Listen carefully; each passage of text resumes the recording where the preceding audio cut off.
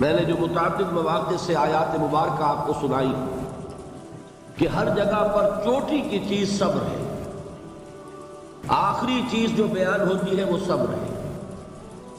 سورۃ العصر میں آخری بات وَتَوَاصَوْا بِالصَّبْرِ یا ایھا الذین آمنوا استعینوا بالصبر والصلاۃ، اے ایمان والو مدد حاصل کرو صبر سے اور نماز سے۔ ان اللہ مع الصابرین، اللہ تعالیٰ صبر کرنے والوں کے ساتھ ہے۔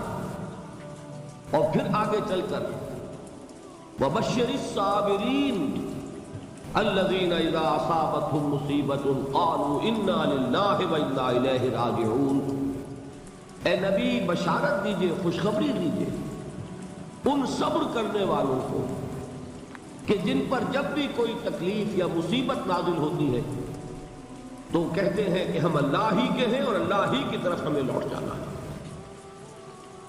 صبر کا مفہوم ہے اپنے آپ کو تھامنا، روکنا، برداشت کرنا، تحمل کرنا، اور جو بھی اپنا ایک طے شدہ مقصد ہے کسی بھی مخالفت سے بددل ہوئے بغیر، کسی بھی تکلیف یا مصیبت سے ہراساں ہوئے بغیر اس کی طرف پیش قدمی کیے چلے جائیں۔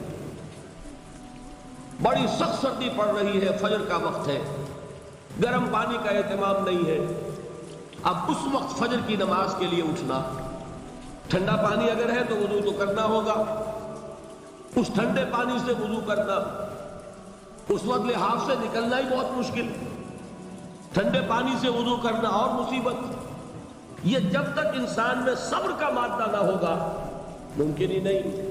اس کو کہیں گے صبر علی الطاعہ، اطاعت پر صبر کرنا۔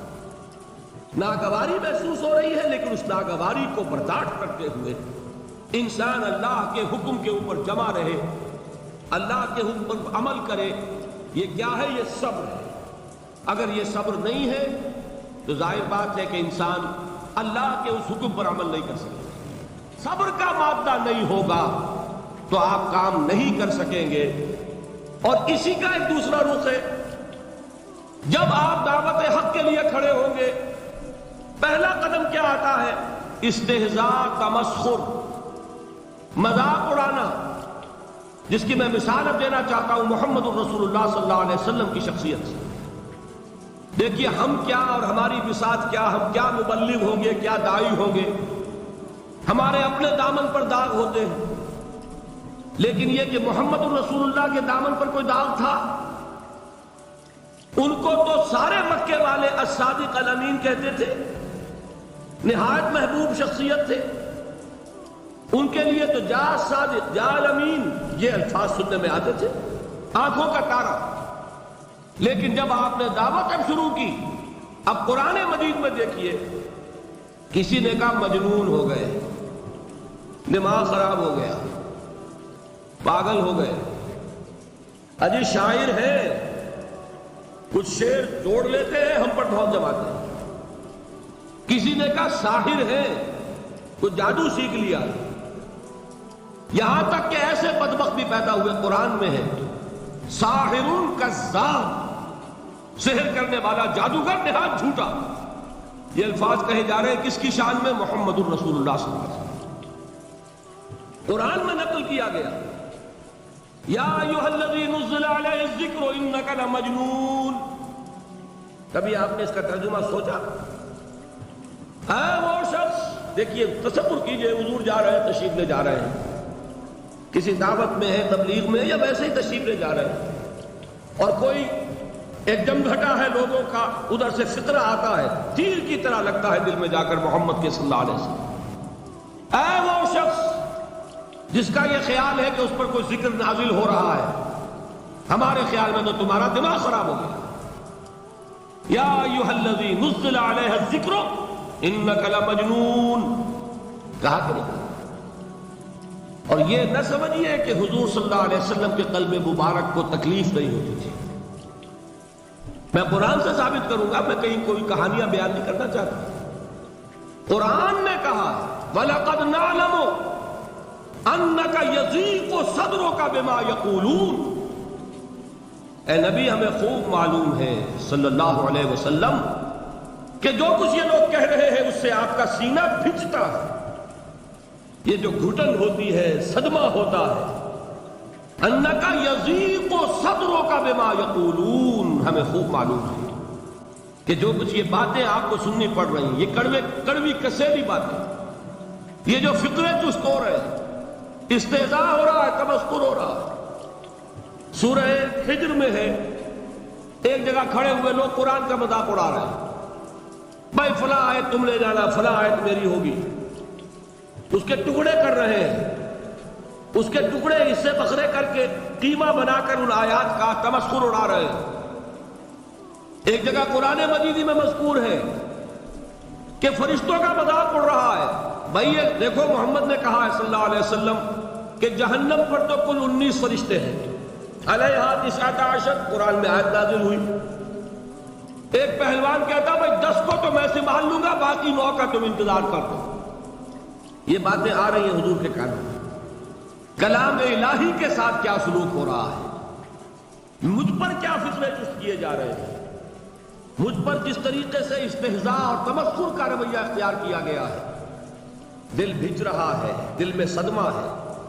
دیکھیے سورہ نون ہے، اور میرے نزدیک یہ دوسری وحی ہے جو حضور پر نازل ہوئی ہے، اس کی ابتدائی آیات، نون والقلم وما یسطرون ما انت بنعمت ربک بمجنون وان لک لاجرا غیر ممنون وانک لعلی خلق عظیم فستبصر ویبصرون بأیکم المفتون ان ربک هو یعلم بمن ضل عن سبیلہ وهو اعلم بالمہتدین۔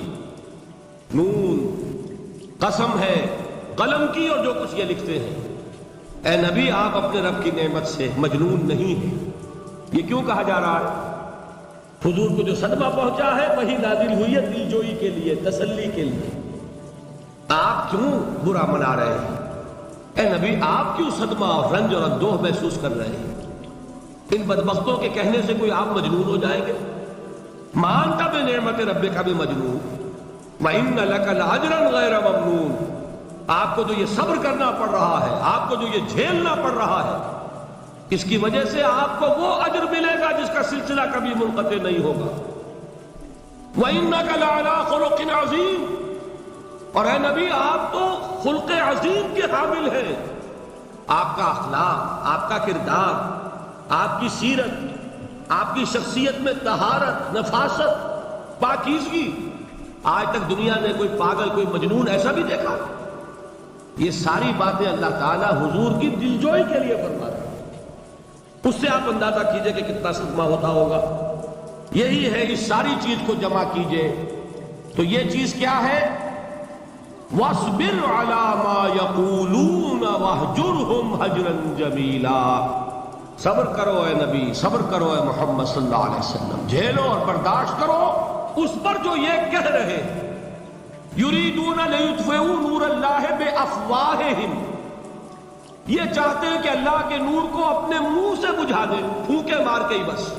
نور خدا ہے کفر کی حرکت پہ خندہ زن، پھونکوں سے یہ چراغ بجھایا نہ جائے گا۔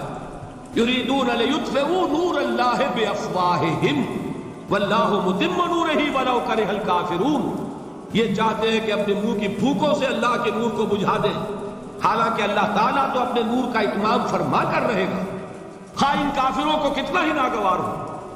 اس کی ترجمانی ہے نور خدا ہے کفر کی حرکت پہ خنددن، پھونکوں سے یہ چراغ بجھایا نہ جائے گا۔ یہی وجہ دیکھیے مکی صورتوں میں خود نبی اکرم صلی اللہ علیہ وسلم کو اتنے مختلف پیرایوں میں صبر کا حکم دیا گیا۔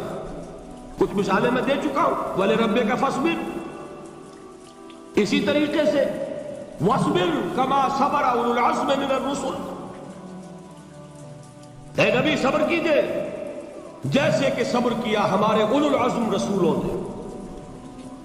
وَاصْبِرْ وَمَا صَبْرُكَ إِلَّا بِاللَّهِ، اے نبی صبر کیجئے اور آپ کا صبر تو اللہ ہی کے سہارے ہے۔ وَاصْبِرْ لِحُكْمِ رَبِّكَ، یہ سورہ نون جس کی ابتدائی آیات میں نے آپ کو سنائی، نون والقلم وما یسطرون ما انت بنعمت ربک بمجنون. اس کا اختتام کیا ہوتا ہے؟ وَاصْبِرْ لِحُکْمِ رَبِّكَ وَلَا تَكُنْ كَصَاحِبِ الْحُوتِ اذ نَادَىٰ وَهُوَ مَكْظُومٌ. اے نبی صبر کیجئے اپنے رب کے فیصلے کا، انتظار کیجئے اور اس مچھلی والے کے مانند نہ ہو جائیے. مچھلی والا کون؟ حضرت یونس علیہ السلام. مچھلی والے نے اپنے دینی حمیت اور غیرت جو تھی اس کی وجہ سے اللہ کے حکم کا انتظار نہیں کیا، اپنی قوم کو چھوڑ کر چل دیا. نبی کا، رسول کا یہ معاملہ ہوتا ہے. جیسے کہ آپ کو معلوم ہے کوئی افسر ہے کسی حکومت کا، وہ اپنی پلیس آف ڈیوٹی کو نہیں چھوڑ سکتا. He must stick to his place of duty. بڑے افسر کے لیے تو یہ بہت اہم بات ہے. تو اے رسول، جہاں آپ کو ہم نے تعینات کیا ہے آپ وہاں سے ہل نہیں سکتے. کہ ذرا مخالفت ہوئی، لوگوں نے فکرے چست کیے اور آپ کہیں اور چل دیے، دفع ہوئیے، یہ بات نہیں سننا چاہتے میں کسی اور کو سناؤں گا. ہو سکتا ہے نا، ہم تو کرتے ہیں نا یہ، اس لیے کہ ہمیں تو اللہ نے کہیں تعینات تو نہیں کیا نا. اگر ایک جگہ کے لوگ بات نہیں سنتے، چلو بھائی ہم کہیں اور جائیں گے وہاں بات سنائیں گے. لیکن رسول کا معاملہ ہوتا ہے جو اس کی پلیس آف اپائنٹمنٹ ہے. He cannot leave his place without the express permission of Allah subhanahu wa ta'ala. آپ نے یہ سنا ہوگا، سیرت کی تقاریر میں پڑھا ہوگا کہ مدینہ کی طرف ہجرت کی اجازت حضور نے تمام صحابہ کو دے دی. خود منتظر رہے جب تک کہ اللہ کی طرف سے اجازت نہیں آتی. حضرت ابو بکر پوچھتے رہتے تھے حضور اجازت آ گئی کہ نہیں؟ ابھی نہیں آئی. حضور اذن آ گیا؟ نہیں آیا. ابھی نہیں آیا. حبشہ کی طرف سب کو بھیج دیا، اجازت دے دی جو جانا چاہے چلا جائے. حضور کی صاحبزادی جو حضرت عثمان کے نکاح میں تھی وہ بھی ہجرت کر رہی تھی، لیکن حضور تو نہیں گئے. رسول نہیں چھوڑ سکتا اپنی جگہ کو. یہاں تک کہ تمام تقریباً 100 صحابہ چلے گئے، حضور رہ گئے، حضرت ابو بکر رہ گئے، حضرت علی رہ گئے. اور حضرت ابو بکر پوچھ رہے ہیں بار بار اجازت آئی یا نہیں؟ نہیں ابھی نہیں آئی. حضرت عائشہ نے واقعہ بیان کیا کہ ایک روز اچانک دوپہر کے وقت ہم نے دیکھا کہ حضور نے اپنے پورے جسم کو ڈھانپا ہوا ہے، چہرے کو بھی کپڑے میں ڈھانکا ہوا ہے اور تشریف لا رہے ہیں. یہ اس میں تعجب کی بات یہ کہ عرب میں آج بھی آپ کو معلوم ہے کہ یہ چیز جو ہے ان کی روایات کے خلاف ہے کہ دوپہر کے وقت کوئی کسی سے ملنے جائے. یہ وقت جو ہے قیلولے کا ہے، آرام کا ہے. تو ٹھیک دوپہر کے وقت تشریف لائے حضور. آپ نے آ کے حضرت ابو بکر سے فرمایا کہ اجازت آ گئی ہے. حضرت ابو بکر نے بہت خوش ہو کر ایک بات کہی، حضور میں نے 2 اونٹنیاں تیار کی ہوئی ہیں. یعنی اب آپ وہ تو سوچتے تھے نا شاباش ملے گی کہ میں نے تیاری کی ہوئی ہے. میں نے 2 اونٹنیوں کو خوب کھلا پلا کے فربا کیا ہوا ہے، بڑی توانا ہے تاکہ ہم تیزی کے ساتھ سفر کر سکیں. حضور نے توقف کیا، فرمایا ہاں ٹھیک ہے، 1 اونٹنی میں استعمال کروں گا لیکن میں اس کی قیمت ادا کروں گا. حضرت ابو بکر کی آنکھوں میں آنسو آ گئے.